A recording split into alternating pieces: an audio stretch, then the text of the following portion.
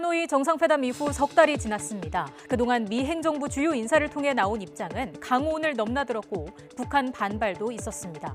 하지만 트럼프 대통령은 일관되게 메시지를 관리해왔습니다. 그간 어떤 발언을 했는지 되짚어보겠습니다.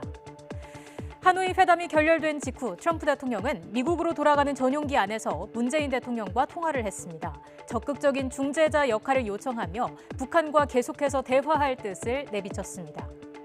하지만 북한은 지난 3월 미국에 대한 불만과 실망을 드러내며 협상 중단을 경고했고 이어서 남북 공동연락사무소에서 철수하겠다고 발표했습니다.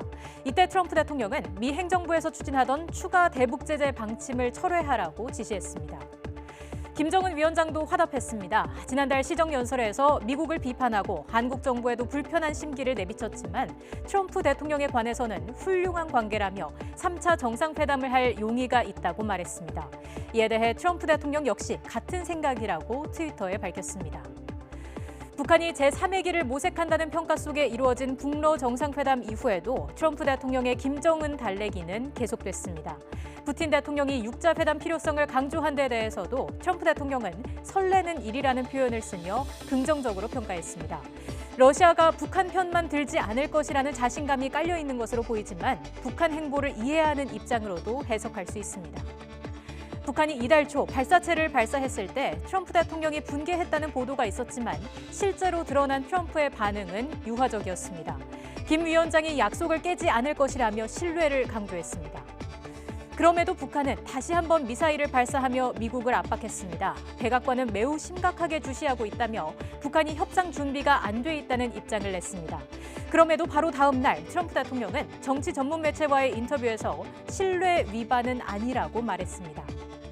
미일 정상회담 과정에서 나온 트럼프 대통령의 입장은 더 적극적입니다. 아베 총리와의 정상회담 직전 트럼프 대통령은 트위터를 통해 북한이 쏜 미사일을 작은 무기라고 표현했습니다. 주변에서 불안해하지만 자신은 아니라고도 했습니다.